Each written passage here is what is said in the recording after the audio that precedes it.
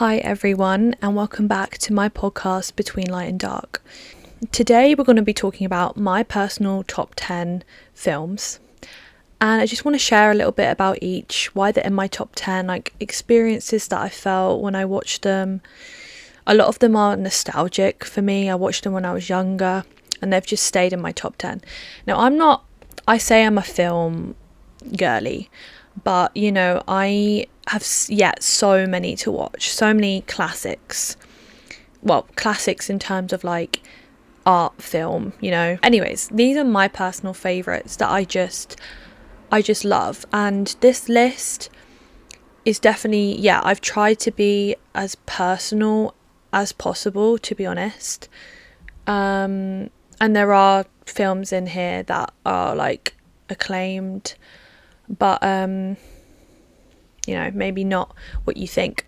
So my first film, okay, so this is a tie, and my Letterboxd top 4 changes like all the time, and these two often interchange. So I'll say my first two: Whiplash and Shaun of the Dead. I forgot it for a second. I was like, so Shaun of the Dead I would probably say is my top one, purely, I mean, I quote both of them a lot, so I often might be bad, but I think I love a film when it's very quotable, like every Shaun of the Dead scene is a quote in my family, in my household, and I love it. I love the Britishness of it.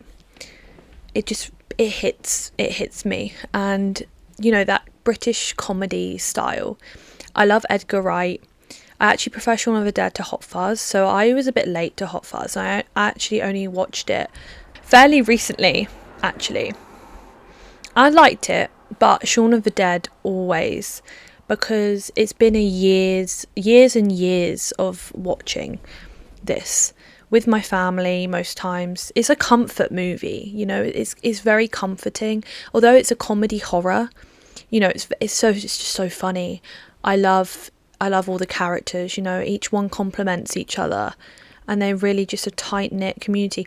But the thing is, they also have that element, which I really love this in comedies especially, have an element of tragedy in them. I don't want to spoil it. Should I spoil them? So something sad happens within the movie, a couple of sad things. So it's a zombie movie as well. It's like a zombie apocalypse movie, but that comedy. But also the story is about transformation of Shaun.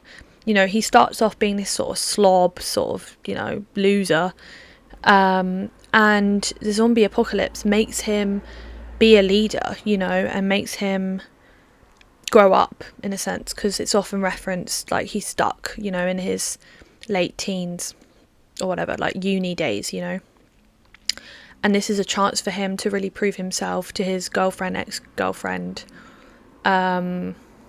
Liz, that he's now like matured, and he can take care of the situation, and so I really love that aspect as well. It's not just funny slapstick stuff, it's so good and it's shot so well. Anyways, I don't want to go on too much about Shaun of the Dead. I just really recommend it.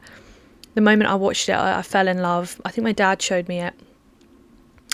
And also with Whiplash, it also has elements of comedy. It's not classed as a comedy, I don't think. It's a drama, but it's very funny. Fletcher is just so hilarious. And I love him. Like, he's just such a strong, brilliant actor you're really scared of, but simultaneously you're laughing at because of what he says. Just thinking about it. He's so ruthless and so horrible, but you kind of love him. And obviously Andrew Neiman is the main character, the drummer, played by Miles Teller.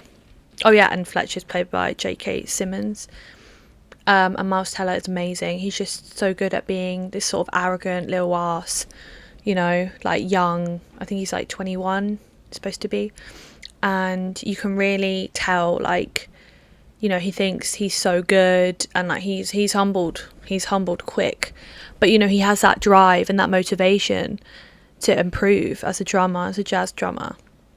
He wants to be one of the greats. That's like one of the great quotes in the film. But I love this film a lot. Again, first watched it, I was blown away. I actually rewatched it with some friends last year for a 10-year. I was just thinking, it was a 10-year re-release.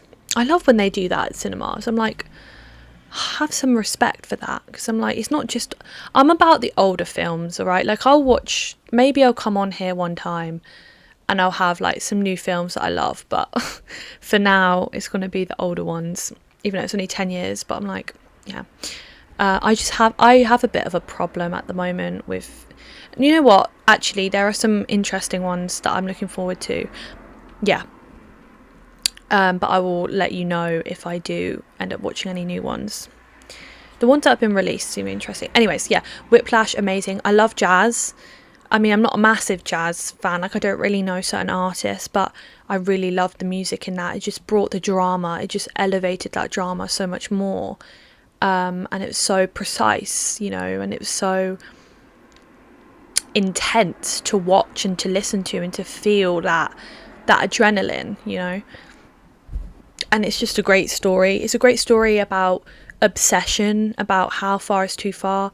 Me and my family as well, we always debate the ending, if it's good or not. And I have mixed reviews now, because I used to think, yeah, it was such a good, like, it's a good, happy ending, you know. He got what he wanted, he did everything. But it's actually like, well, does that justify Fletcher's tendencies as a teacher? Like, does that, you know, like, he achieved success, but at what cost, you know? That's kind of the whole message, the whole debate. Yeah, my next one's actually my third one. It's kind of changed recently. So it's always been in my top 10, but it's elevated up the list. So it's American Psycho. I have a couple videos, maybe just one, sorry, it's noisy. Maybe just one video actually recently where I compared The Substance with American Psycho, but I love American Psycho a lot.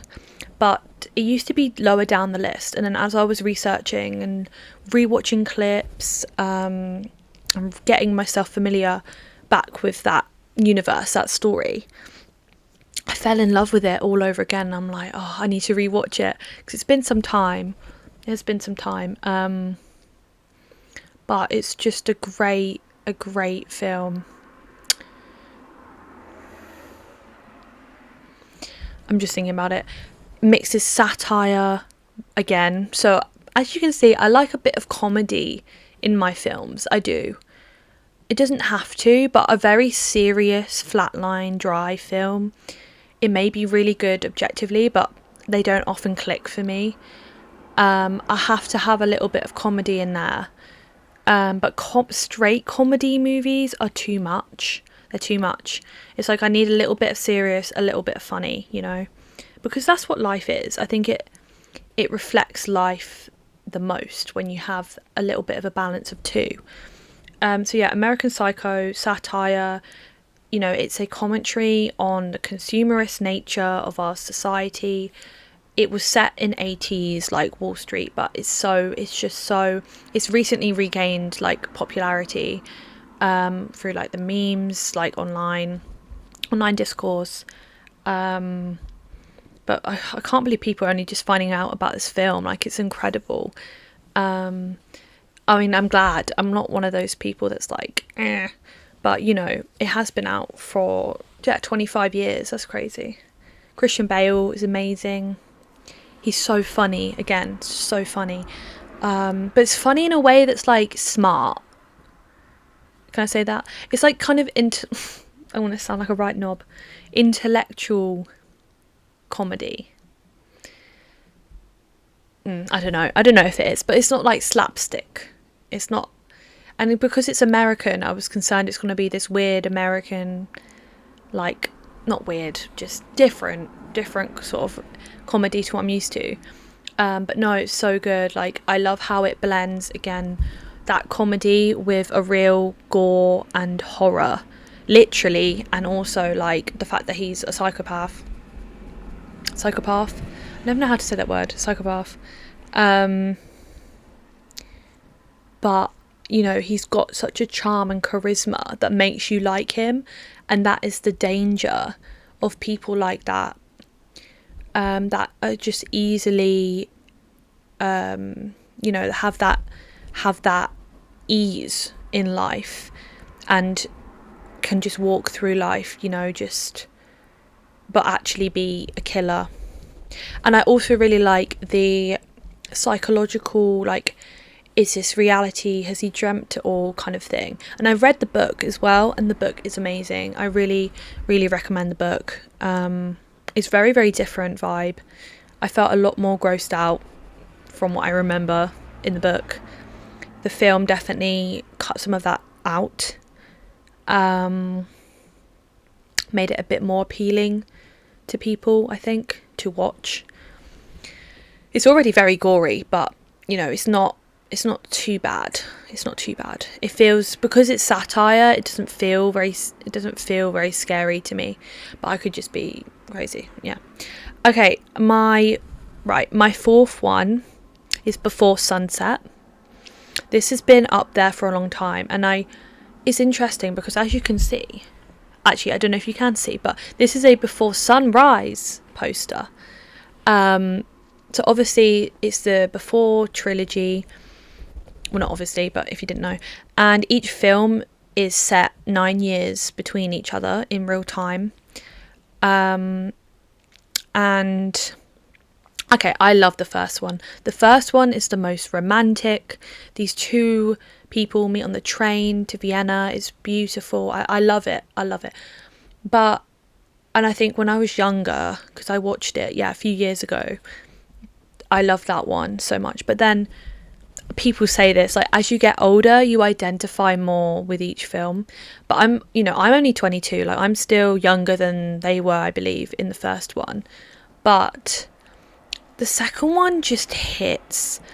I think it's because, this will be spoilers, by the way, but the second one hits because after all that time, like, everything's just boiled to the surface. Like, 9 years later, they never see each other again.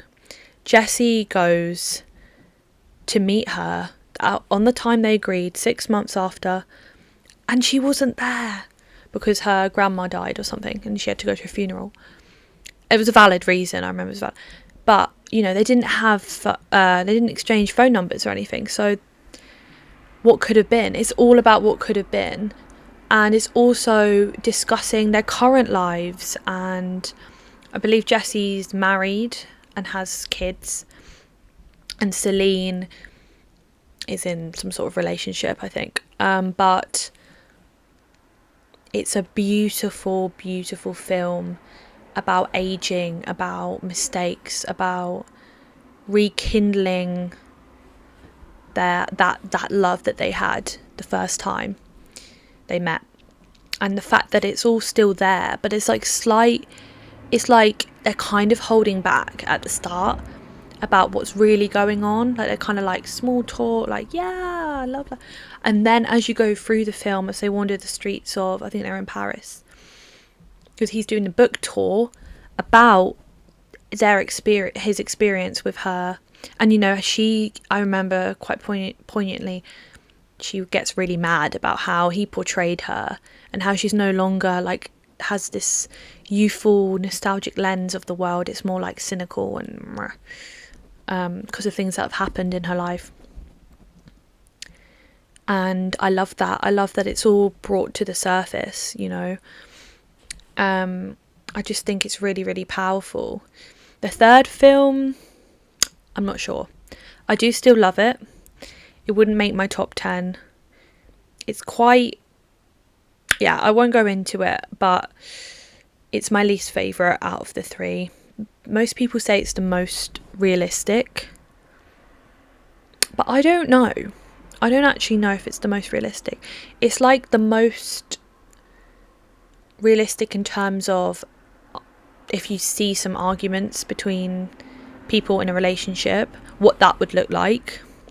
But that's not necessarily the whole picture of a relationship. And that is the majority of the film, is seeing them, so they're actually together, and what, they've aged again 9 years. still resentments or still issues, you know, from past relationships come up. I'm talking a lot, so I'm just gonna, the most explanation is for my top 5. So okay, the 5th one, Birdman. I actually also saw this fairly recently, maybe like over a year ago, at least compared to the other films that are on this list. I've watched years and years ago, or it feels like that. But Birdman is really, really great. I also started writing something on this that's still halfway done. But I love the meta commentary. I love that. I love that kind of like dream within a dream situation. It's not a dream, but like, so what's his name? Regan, the main character. He was Birdman, a really famous superhero. You know, his fans, like, he got really famous from it. Apparently he was actually I think he was the original Batman or something, but he played a superhero in real life. So that I thought was a really fun little thing that I found out. And he's older now and he's kind of washed up, and he wants to do something very different, very niche, artistic, that will surprise people. You know, he doesn't want to be remembered by being some dumb superhero. He wants to do something powerful, you know, something that will really make people think deeper. And I really resonate with that. Like, I think I just really related with him, with his character. I mean, I haven't been a superhero, but I relate to that feeling of wanting to have validation from people in that sense and have something truly worth remembering. Also, I think this podcast is only going to be my top 5 because I've been going really in depth and I didn't know that I would. But Birdman is also, it's not for everyone, I get that, but when I watched it, it's giving me goosebumps.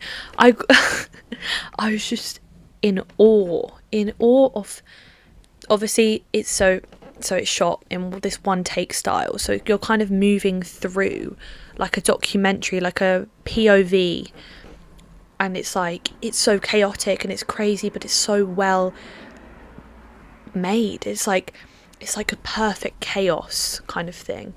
Emma Stone's incredible, Edward Norton's in it, he's incredible, and he represents like what Regan isn't. Like, he just doesn't care at all. Like, he just does whatever. He's well respected, you know. He's a film actor, I think. Oh no, is he? No, sorry. Regan is a film actor. Edward Norton, can't remember his name in the film. He is a stage actor, and Regan wants to do a play. So that's kind of relevant in like their respects, like who respects them and why, because of what they've done like in the past. And yeah, I just think it's a great movie. And Regan, you see, like, kind of has this alter ego, which is Birdman, and you see him like appear. He kind of talks to him.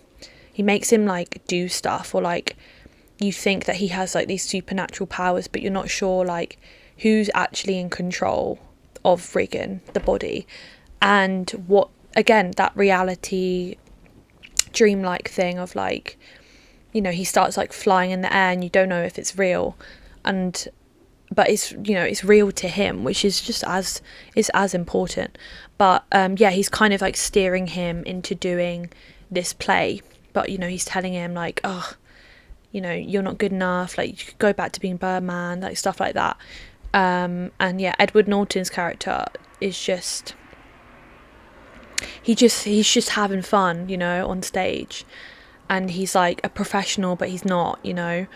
It's kind of a front, like that. He's this really good actor, but he's just so irreverent and rude, and like, he's quite charming though. Like, I like him, but yeah, it's just a great thing about a great film about art and the value of art and how much we put that on ourselves to perform really well and you know, whether we actually want to do that to be remembered, to have something memorable, or whether we're doing that to prove to people that we're capable of that, you know, it's a really poignant story, and I really, really love it.